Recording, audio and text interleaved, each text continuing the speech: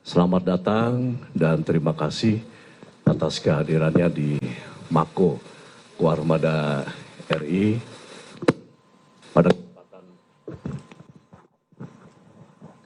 pada kesempatan konferensi pers hari ini. Turut hadir bersama kami Kapolda Banten Bapak Irjen Pol Suyudi Aryo Seto SH-SIK.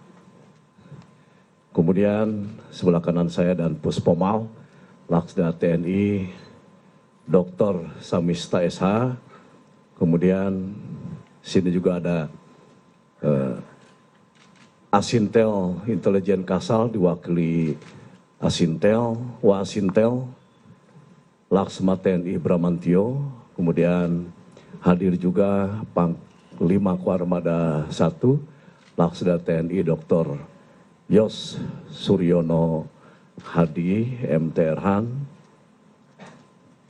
Kadis Pamsanal Laksma TNI Bambang Suseno INDRP, para pejabat utama Koarmada RI dan pihak-pihak yang terkait lainnya.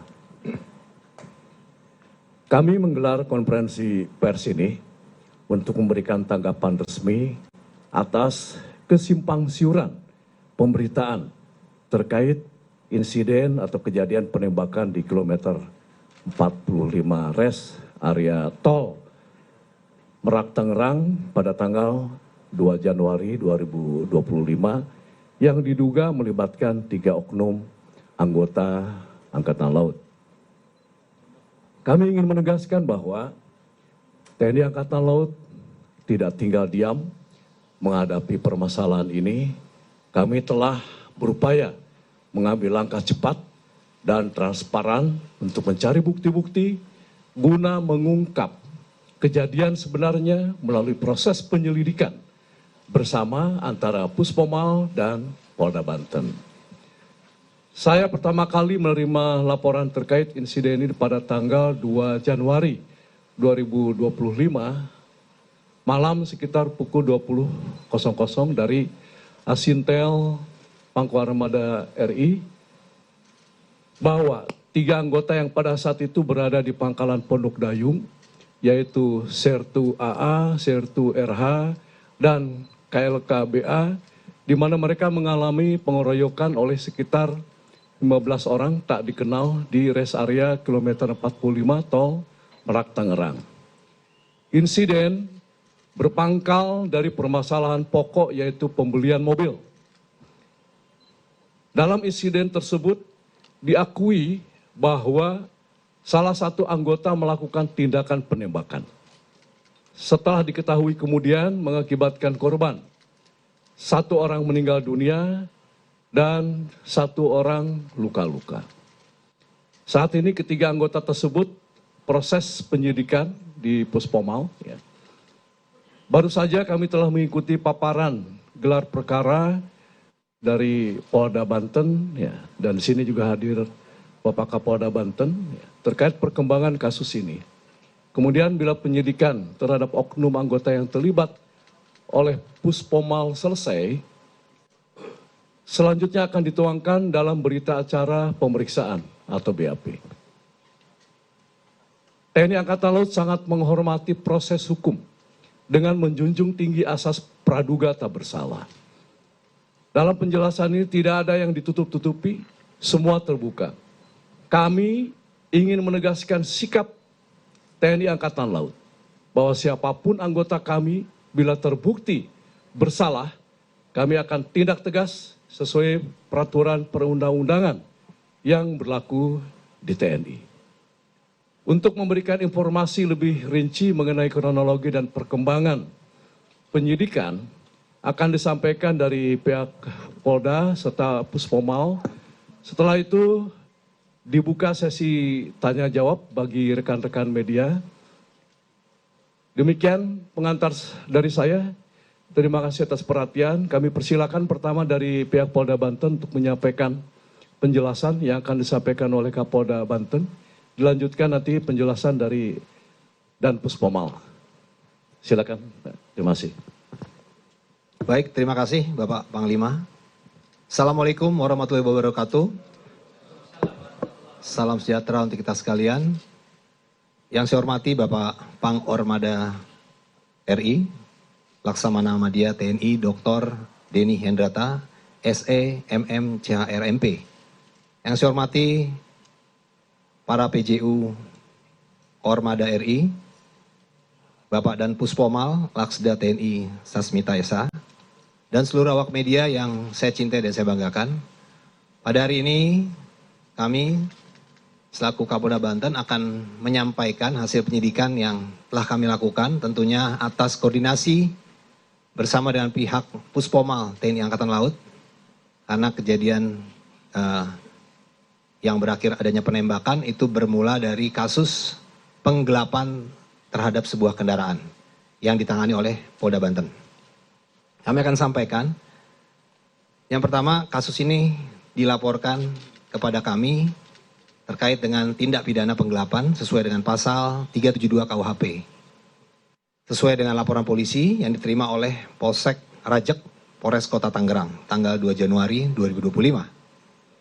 Pelapornya adalah Saudara Agam Muhammad Nasruddin, tinggal di daerah Taman Raya Rajek, Desa Mekarsari, Kecamatan Rajek, Kabupaten Tangerang. Waktu dan tempat kejadian penggelapan ini adalah di CV Makmur Raya, tempat rental kendaraan. Pukul 00.15 dilakukan penyewaan di Taman Raya Rajek Blok I 15. RT 015 RW 005 Desa Mekarsari Kecamatan Rajek Kabupaten Tangerang. Yang disewa adalah Honda Brio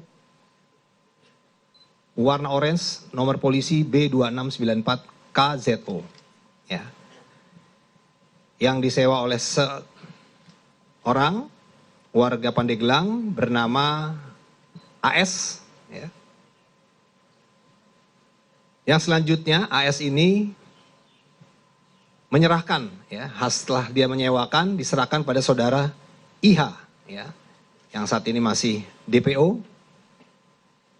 Kemudian Saudara IH ini bukan hanya dia dititipkan kendaraan oleh AS saja, tapi juga dia menyiapkan KTP palsu dan KK palsu, atas nama AS, atas nama AS. Tentunya ini sebagai syarat dokumen penyewaan kendaraan. Untuk bisa menyewa dia harus menggunakan KTP dan KK, tapi dia menggunakannya KTP dan KK palsu.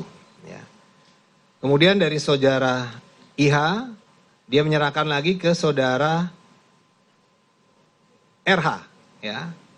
Nah, RH ini kemudian dijual kepada Saudara IS dengan harga 23 juta. Nah, kemudian dari Saudara RH baru diserahkan kepada atau dijual kepada Saudara AA, Oknum TNI Angkatan Laut, melalui Saudara SY. Harganya sudah naik, dinaikin menjadi 40 juta. Nah, saksi-saksi yang kita periksa 13 orang, baik saksi-saksi yang ada di TKP maupun juga saksi penangkap. Kemudian barang bukti yang kita amankan, yang pertama adalah surat BPKB kendaraan Honda Brio warna orange tahun 2021, Nopol B2696 KZO. Kemudian juga sebuah surat STNK kendaraan Brio warna orange tahun 2021. Kemudian 1 unit kendaraan Honda Brio berwarna orange atas nama Siska Widyatuti. Kemudian sebuah kunci kendaraan,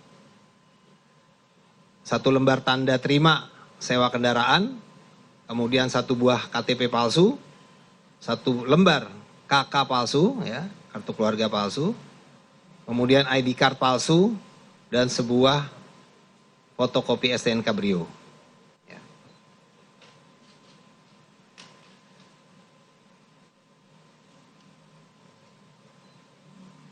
Nah, jadi itu ya proses daripada penggelapan ya, rangkaian yang tadi saya sampaikan, sehingga mobil Brio ini setelah dikuasai oleh oknum anggota TNI AL ya, kemudian dibawa, yang rencananya disewa itu untuk digunakan ke daerah Sukabumi ya. Dan di dalam kendaraan itu sudah terpasang 3 GPS. Nah, 1 GPS masih aktif, 2 di GPS ini sudah tidak aktif. Karena 2 GPS ini mati, maka si pemilik rental ya, Saudara Agam dan ayahnya dan juga stafnya, keluarganya melakukan pencarian secara sendiri ya, secara mandiri. Sehingga menemukan informasi kalau mobil ini ada di sekitar Pandeglang. Ya. Kemudian dilakukan pencarian ke arah sana secara mandiri ya. Sampai dengan kendaraan ini berpindah tempat ya, sampai di kilometer 45 di Indomaret kilometer 45. Nah, disitulah terjadi ya upaya perampasan atau pengambil alihan ya, maksudnya pengambil alihan dari pihak rental ya.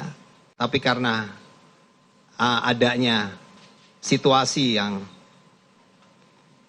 agak tarik-menarik di sana sehingga terjadilah penembakan. Nah, nanti akan disampaikan untuk kejadian penembakan dari Pak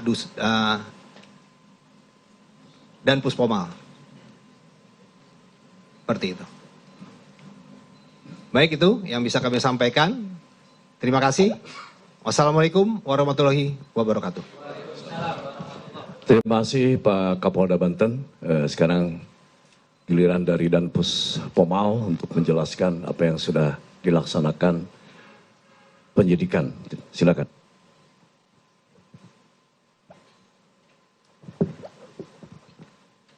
Bismillahirrahmanirrahim. Assalamualaikum warahmatullahi wabarakatuh.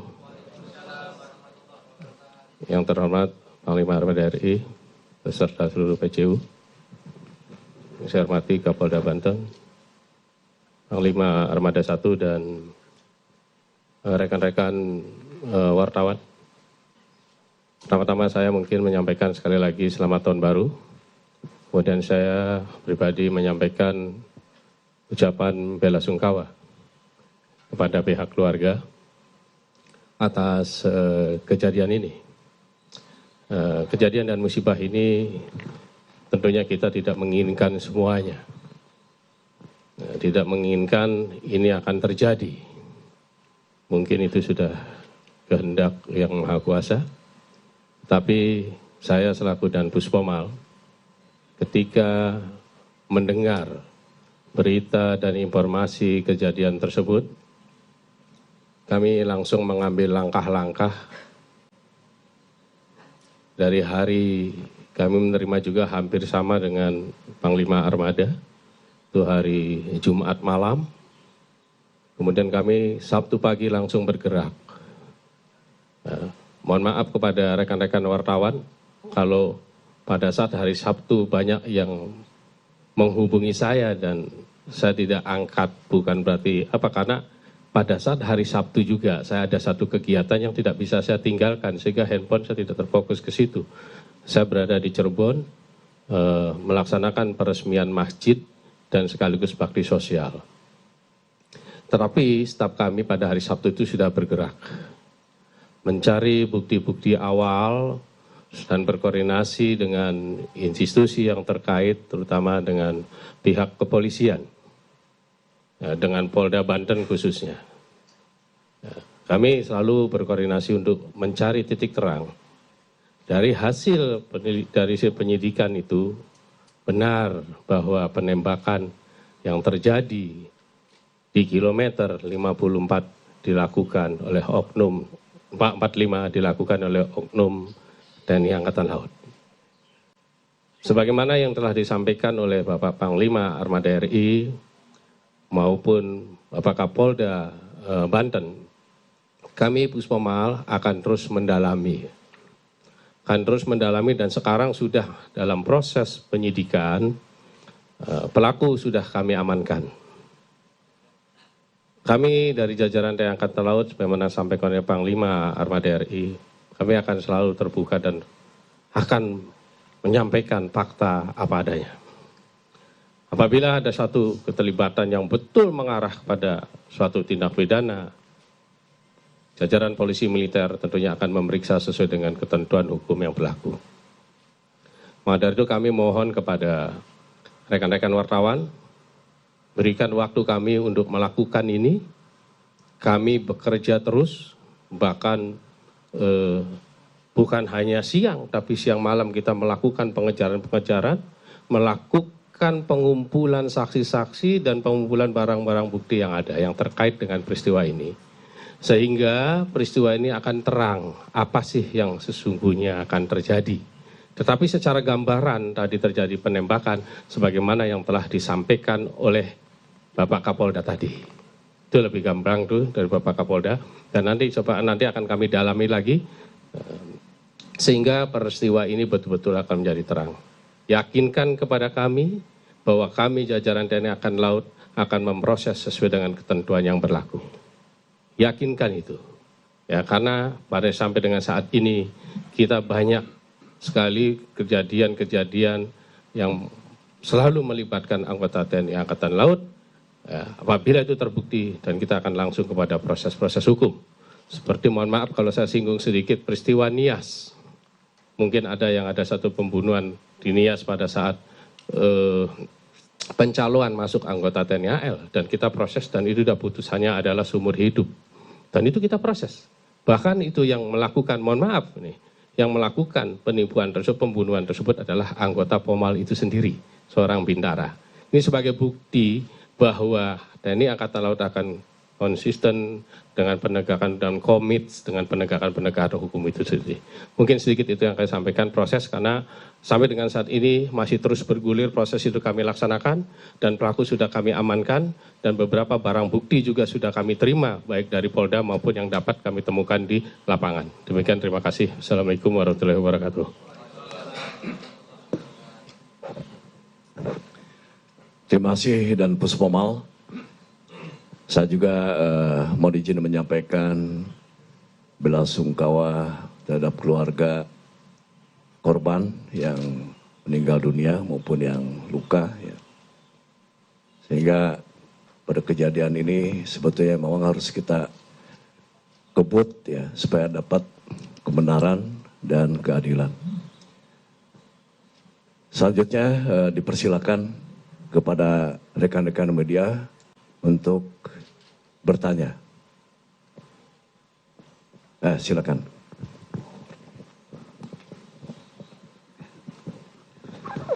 Selamat pagi menuju siang, Pak Panglima, Pak Dan Puspomal, Pak Wasintel, Pak Kapolda, dan pejabat tinggi TNI AL yang lain. Izin Bapak, nama saya Santi Pak dari media IDN Times. Ada 2 pertanyaan yang ingin saya tanyakan ke pihak TNI AL dan 1 pertanyaan untuk Bapak Kapolda Banten. Yang pertama Pak, ke Pak Dan Puspomal dulu. Berdasarkan pemeriksaan awal, itu kan ada 2 korban yang terkena luka tembakan dan 1 meninggal. Apakah yang menembak adalah 1 orang menembak 2 orang yang berbeda, atau 2 orang masing-masing menembak 1? Karena berdasarkan informasi yang media terima, yang diamankan sejauh ini ada 2 anggota TNI AL. Begitu.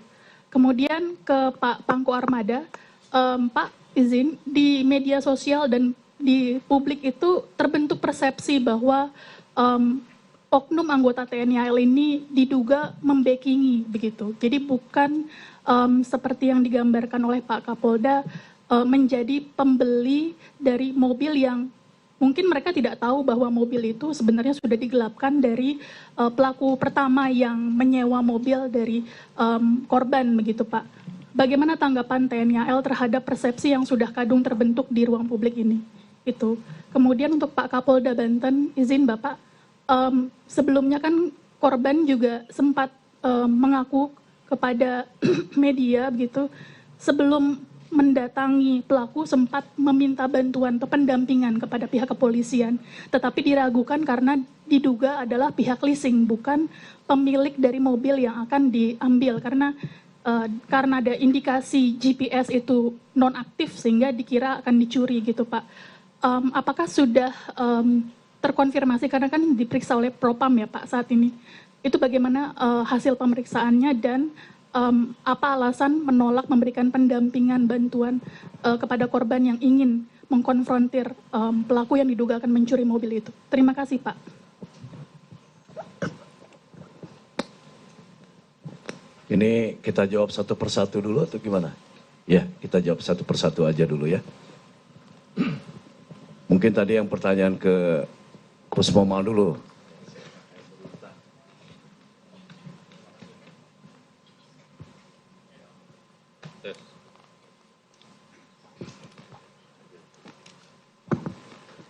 Terima kasih Pak atas pertanyaannya. Jadi yang melakukan penembakan itu adalah satu orang, nembak kedua.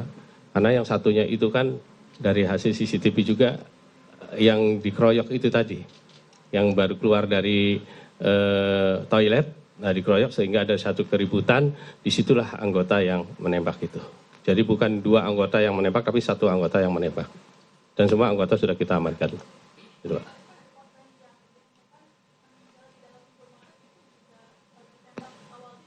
Iya, betul, awalnya di lokasi itu, kemudian diamankan ke Indomaret itu dari hasil CCTV itu. Jadi dua orang ditembak oleh satu orang di posisi bukan di dalam, bukannya di luar itu. Itu. Saya menjawab bagian saya, yaitu persepsi publik bahwa sudah terbentuk anggota TNI AL ini yang membackingi penadah. Justru saya gelar konferensi pers ini untuk supaya semua tahu ya, bahwa kejadian yang sebenarnya seperti apa. Makanya kan ini dihadirkan Bapak Kapolda Banten dan Puspomal ya. Dan informasi awal yang saya terima itu ya pengakuan langsung ya kan dari 3 anggota ini ya nanti kan bergantung kepada hasil penyelidikan dari dan Puspomal ya. Ya sementara ini kita melihatnya ini adalah murni sebagai pembeli karena ingin memiliki sebagai kendaraan untuk pribadi. Dan nanti mungkin akan dijelaskan oleh dan Puspomal bagaimana rangkaian tadi sudah disampaikan ya kan. Bagaimana kejadian itu juga tampak tidak ada rasa bersalah ya kan ya. Dan itu ada rangkaian tadi menurut pengakuan dari salah satu anggota ya, itu kan tadi disebutkan oleh Bapak Kapolda beli dengan 40 juta. Dan itu kan mobil diambil tanpa surat. Dan itu ada perjanjian ya, mungkin nanti akan didalami benar apa tidak ya, itu nanti dari dan Puspomal. Yang sebetulnya harga itu juga belum selesai ya. Tadi kan bukti transfer DP 40 juta ya, dan itu ada di dalam pembelian itu kan awalnya dari online seharga 135 juta. Nah karena si penjual itu tidak bisa memberikan surat STNK dan BPKP, makanya perjanjian ya, dan sebetulnya itu sudah mau di cancel ya kan, nggak jadi dah gitu kan. Nah tapi ya ujuk rayu tadi situ akhirnya ya dibawa juga. Nah mungkin ini bisa salah satu yang bisa dikembangkan ya kan, karena kami mendapat laporan kan tidak hanya sekedar ini pangkalnya apa sih masalahnya itu kan. Pasti saya sebagai atasan ya kan, mereka juga ingin mendalami ya, supaya saya bisa melihat ke dalam ini prajurit ini melakukan apa ya. Dan tentu kita tidak punya kewenangan untuk melaksanakan penyidikan ya, dan tanpa ada kerjasama ini tentu tidak akan bisa dapat diselesaikan di pengadilan nanti. Terjawab ya? Ya, masih. Baik, terima kasih. kami akan menyampaikan terkait dengan apa yang ditanyakan, bahwa memang betul ada peristiwa saudara Agam, ya, bersama saudara Samsul dan 3 orang lainnya, jadi berlima, sebelum kejadian penembakan di TKP kilometer 45 itu sempat datang ke Polsek Cinangka, ya, Polres Cilegon. Nah, datang sekitar pukul 02.30 waktu Indonesia bagian Barat. Kemudian diterima oleh anggota piket yaitu Brigadir Dery Andriani dan Bribka Dedi Irwanto, ya. Nah, terjadi komunikasi di sana, ya, bahwa saudara Agam menyampaikan bahwa mobil rentalnya itu dibawa oleh penyewa, ya, yang dibawa ke arah Saketi Pandeglang. Ya. Nah, kemudian disampaikan juga bahwa GPS-nya tinggal 1 yang aktif, yang 2 sudah tidak aktif. Jadi diduga sudah ada upaya untuk melakukan penggelapan, gitu kan. Nah, anggota kami, saudara Bribka Dery, ini dilaporkan karena adanya dugaan penggelapan rental, ya, dan situ ada sedikit diskusi antara rental dan leasing. Nah, dilaporkanlah ke Kapolseknya untuk meminta petunjuk. Nah, pada saat melaporkan kepada Kapolseknya, Bribka Dery ini tidak utuh melaporkannya. Ya, seharusnya ini adalah terkait dengan rental, penyewaan kendaraan yang didugakan digelapkan, tapi dilaporkannya leasing kepada Kapolseknya. Sehingga Kapolsek ini menyampaikan kalau memang leasing harus ada surat dari leasing dan sebagainya, diminta dokumen. Nah, dokumen ini pun sudah disampaikan sebenarnya oleh saudara Agam, baik itu BPKB, STNK, dan kunci cadangan.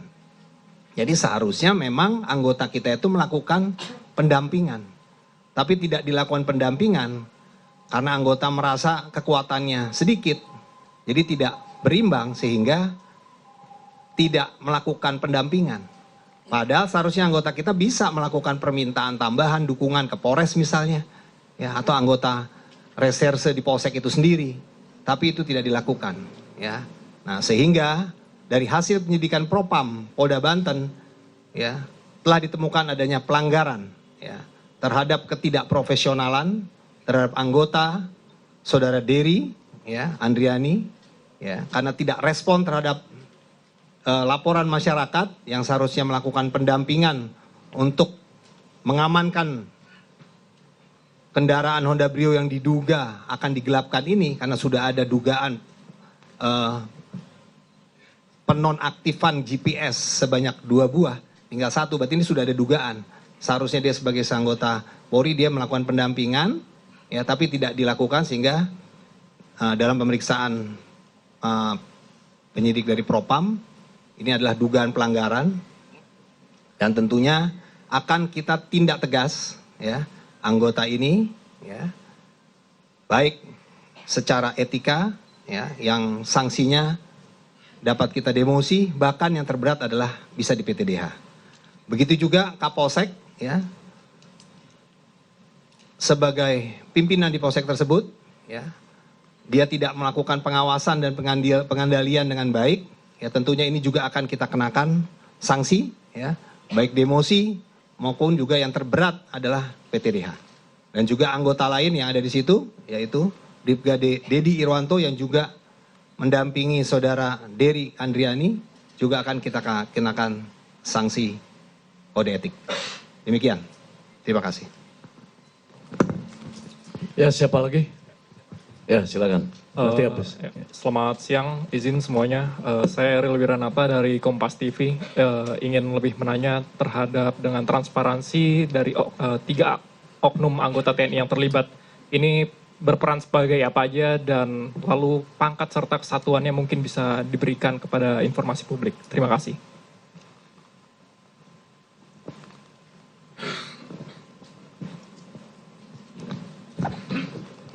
Terima kasih. Mungkin ini ada 2 pertanyaan peran dan satuan. Yang peran nanti dari penyelidikan atau dari penyidikan, ya. Tapi kalau misalnya bicara satuan, 3 orang itu 2 dari satuan Kopaska Armada 1, ya, dan 1 itu adalah KRI Bontang, ya.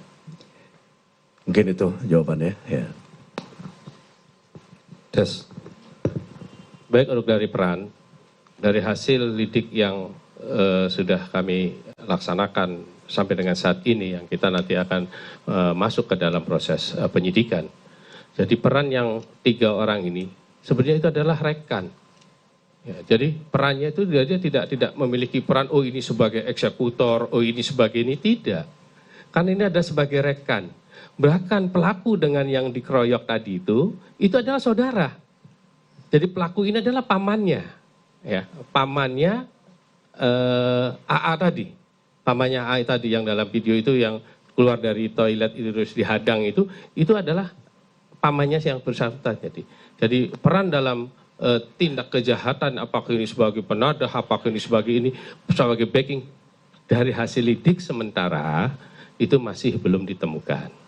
Tetapi apabila nanti dalam perkembangannya ada unsur-unsur yang bisa membuktikan itu, nanti kan dalam proses penyidikan. Ya, nanti berikan waktu pada kami lah untuk itu. Terima kasih. Iya, terima kasih Pak.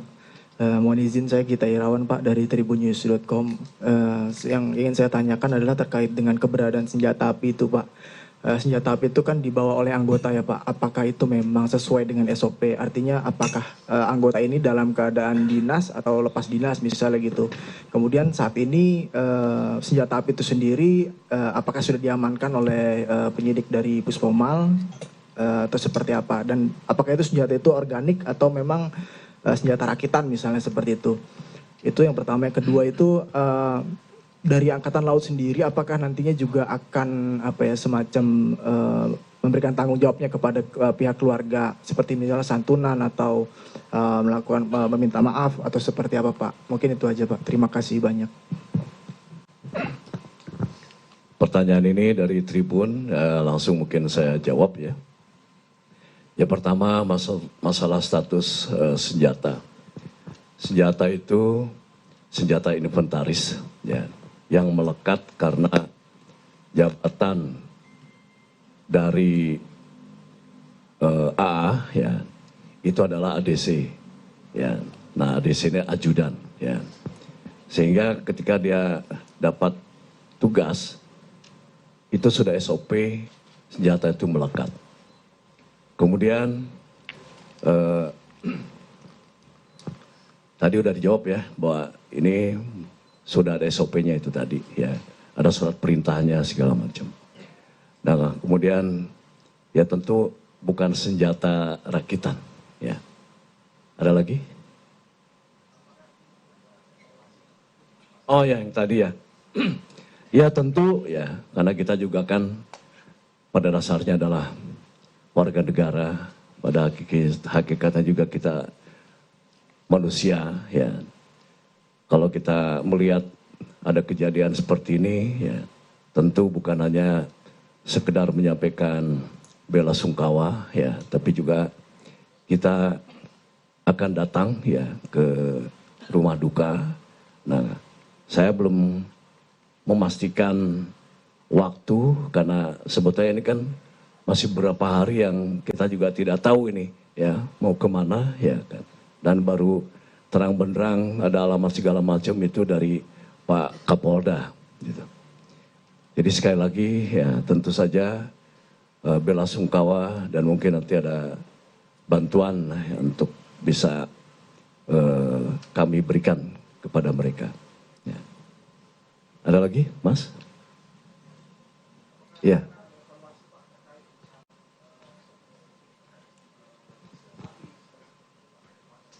Ya, kita akan evaluasi, tapi penggunaan senjata melekat itu adalah untuk pengamanan diri dan siapa yang menjadi tanggung jawab pengamanan atasannya itu. Ya, karena kalau misalkan terjadi sesuatu terhadap atasannya, maka orang yang pertama melekat itulah yang mengamankan, ya kan? Kita bicara masalah SOP tadi, ya kan? Nah, kalau saya dihadapkan kepada pengeroyokan, berarti kan sebetulnya kan sama-sama nggak tahu siapa yang akan mati, ya kan ya.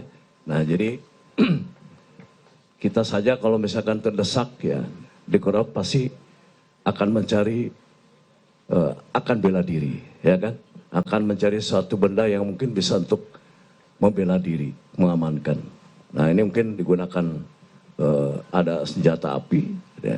Dan itu bukan senjata apinya kan bukan, itu kan dibawa, ya kan ya, gitu. Nah mungkin sementara itu ya untuk evaluasi nanti kita akan evaluasi ya sebentar bagaimana ke depan ini untuk penggunaan senjata api ini. Tapi sebetulnya karena pengeroyokan juga kan tidak berpikir resiko kalau orang yang dikeroyok itu mati, ya nggak? Ya kan? Gitu. Jadi kembali lagi apalagi mungkin karena tentara juga yang sudah dilatih bagaimana faktor kecepatan, insting segala macam, ya kan? Karena kita sering dengar ada kill or to be kill, ya kan ya?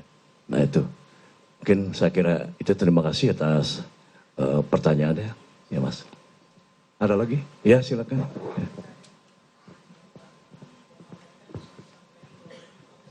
Mike.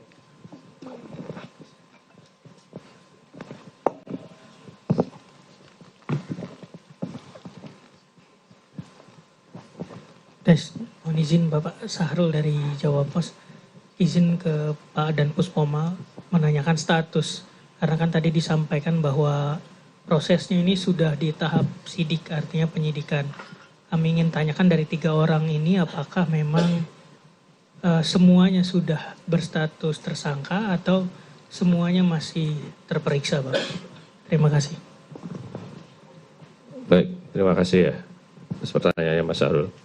Jadi anggota ini sekarang sudah ditahan di tempat kami dan sesuai dengan surat penahanan dari Ankum sudah kami terima, terhitung karena hari Sabtu yang lalu itu anggota sebenarnya sudah kita amankan. Nah karena masih dalam proses lidik ya, kami selalu maraton lidik, masih belum kami tetapkan gitu. Nah sekarang setelah ada tanda-tanda dengan beberapa bukti, maka kami yang bersangkutan masuk proses penyidikan dan sudah kami tetapkan. Bukti penahanan sementara dalam 20 hari pertama itu sudah ditandatangani oleh Ankum, terhitung dari mulai hari Sabtu. Itu Mas. Ya.